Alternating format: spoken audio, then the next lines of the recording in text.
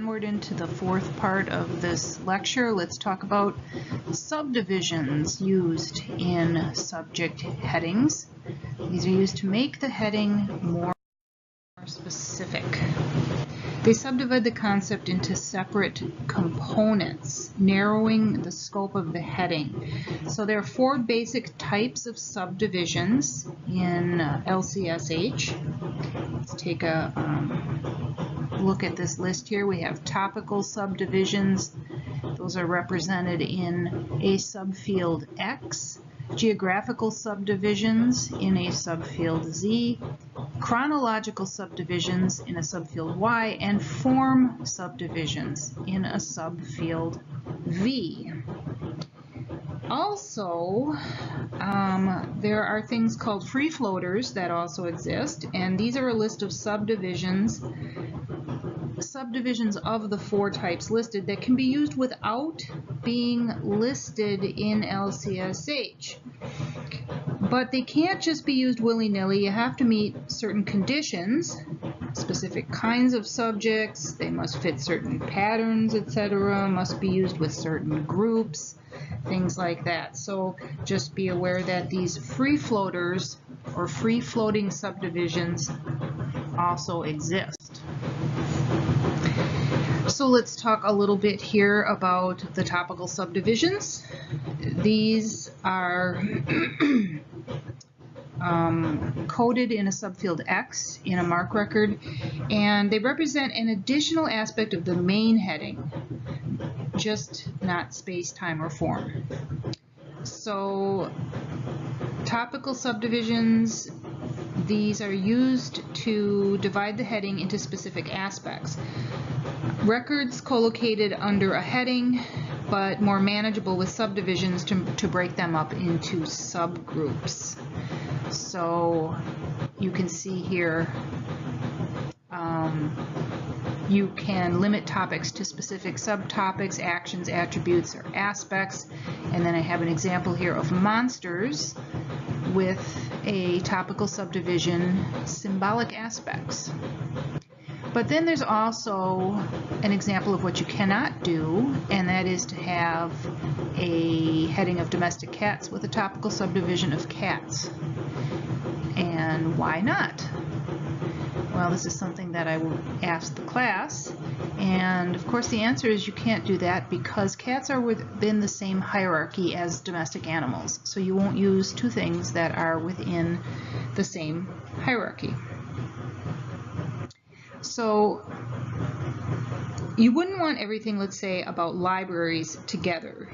You want to separate out works on accounting, activities, programs, aims and objectives, automation, censorship, circulation, and so on into their own subcategories. So using these topical subdivisions makes it easier to find major subtopics.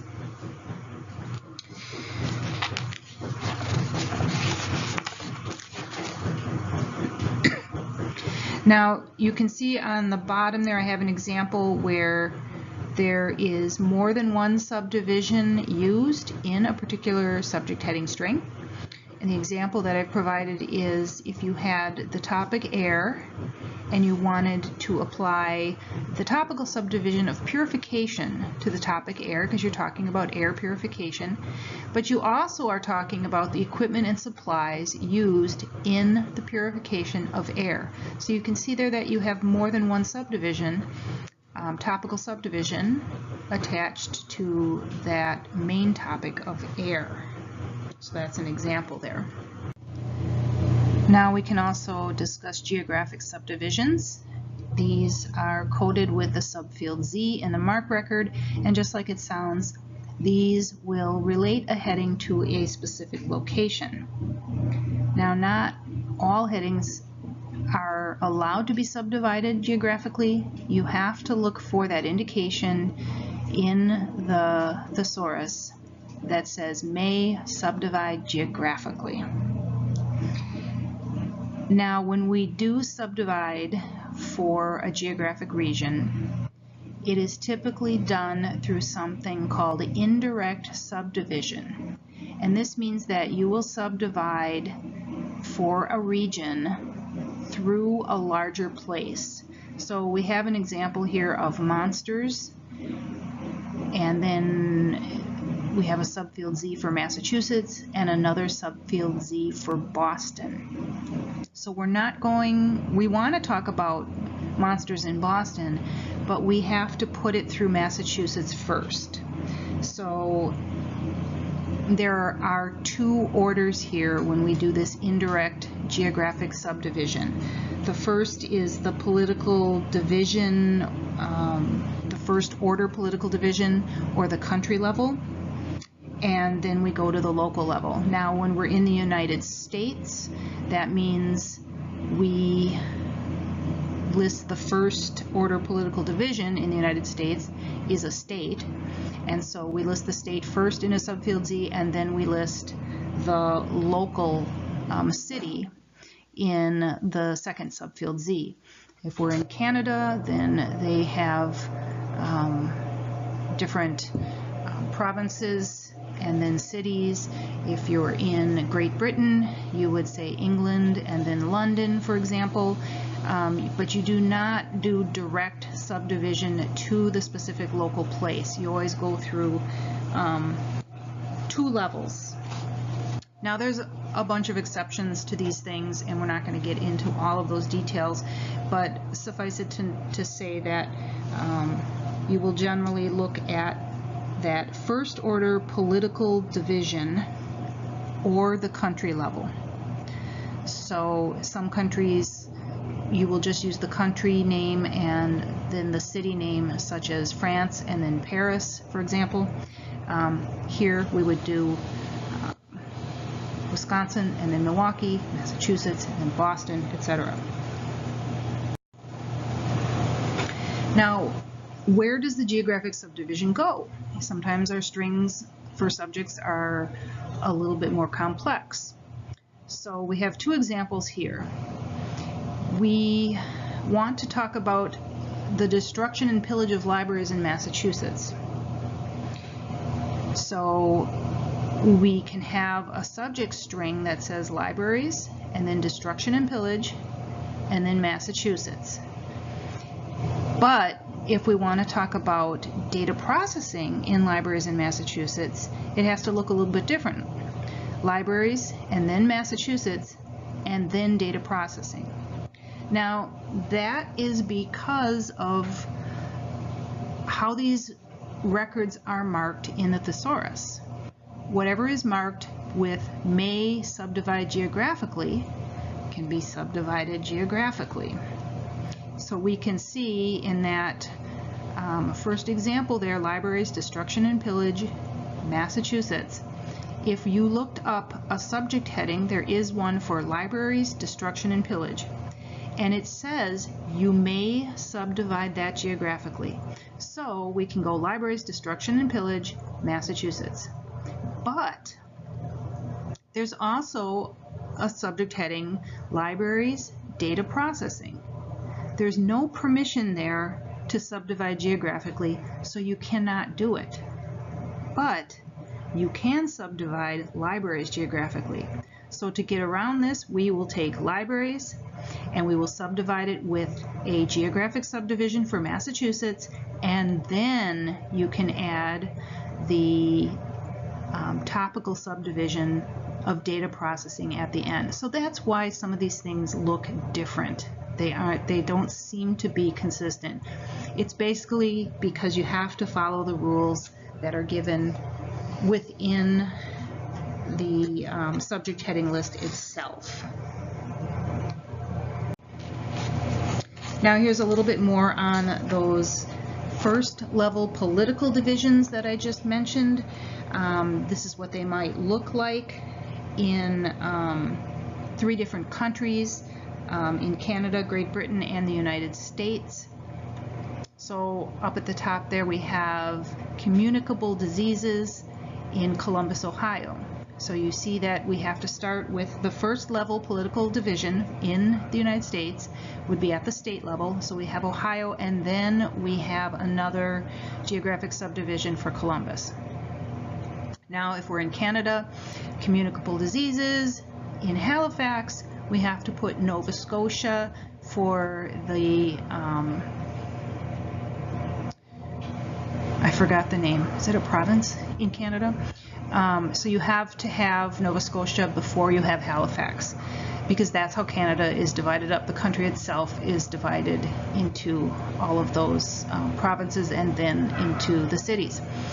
If you're in Great Britain, Great Britain is divided up into England and Ireland, and please forgive me, I don't know geography, there's probably something else, but communicable diseases in London would have to be represented by England first and then London. So only 2 levels of geographic subdivision are allowed. There are, well, let's just look at those 2 other levels here, the 2 other examples of geographic subdivision. We have communicable diseases in Salamanca, Spain. So all you're using is the country and the city there, because it's Spain, it's more contained, it's not vast like Canada, and it's just divided differently. It's just their first level political division. And then with Australia, you have Australia and Canberra. So it just depends on what the rules are saying. Certain times the country level is actually skipped, and you will, you know, go straight to something like a state or a province, like we saw in the United States and in Canada. And in other times, the country itself is the first level political division, and so you do the country and then the city. And now we can talk a little bit about chronological subdivisions. These are coded by subfield Y. Chronological subdivisions are not as easy to use. They're not used with everything. They actually aren't used with much except for literature, art, music, historical topics, and places.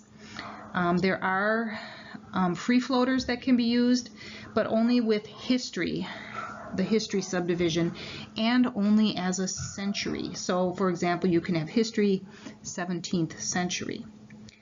Now periods are established for a place. A country's history is unique, so time periods are usually established for that particular place.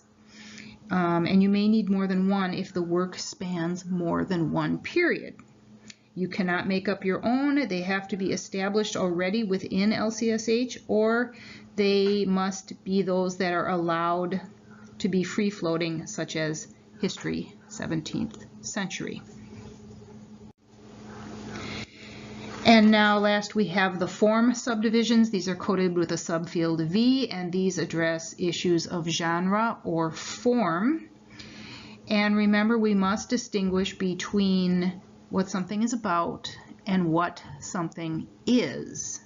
So items may be about a particular form, such as dictionaries, or items may be in a particular form, such as a dictionary. The form subdivision will always come last in a subject heading string.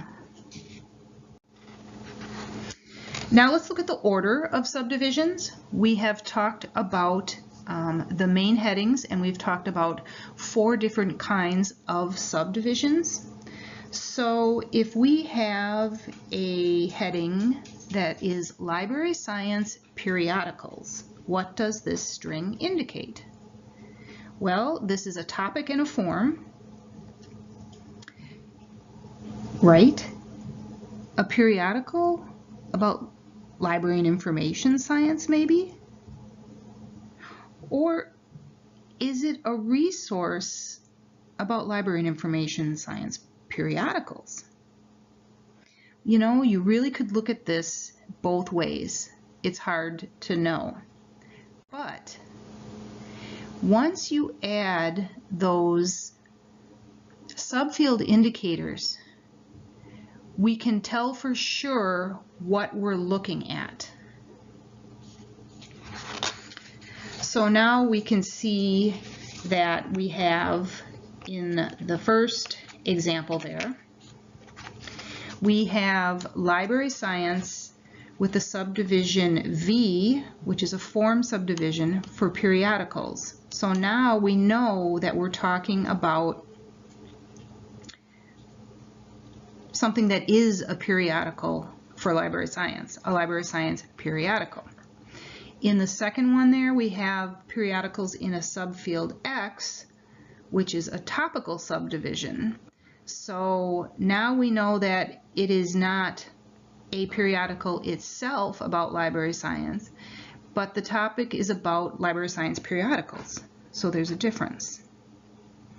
You can see in the next example, church doorways, and then we have a geographic subdivision in Spain, and then we have a topical subdivision of history, and we have a chronological subdivision of 16th century, and we have a form subdivision of guidebooks. So this is a guidebook on the history of church doorways in Spain in the 16th century. The one at the very bottom there, the 651, we have the main topic of United States. We have a topical subdivision of history. We have a chronological subdivision that is, it's actually talking about the American Revolution. We have the Revolution 1775 to 1783. And then we have a form subdivision of anecdotes. So this resource is anecdotes about history of the United States during the Revolution period, 1775 to 1783. So it's much more clear when we have those subfield indicators in there to say exactly what those subdivisions mean. Now, the order of subdivisions can change under the same main heading. So, in this example, we have science, study and teaching, history. And then we also have science, history, studying, and teaching. So, what is the difference? Well, science, study and teaching, history is the history of the studying and teaching of science, whereas the second one is the study and teaching of the history of science. So they have different meanings depending on the order of the subdivisions. So the order of these various subdivisions is very generally given like what is shown here, with the topic happening first, then a subdivision for place, then time, and then form. So this is generally what you will find. This is the standard citation order since around the 1990s. This is a very typical arrangement. When the string begins with a geographic heading, because remember you can have a subject heading that is about a place, then you will generally find place, and then topic, and then time, and then form. So when it starts with a place, it's usually in this order. You notice though that time and form are still at the end of the line, and form is always at the end.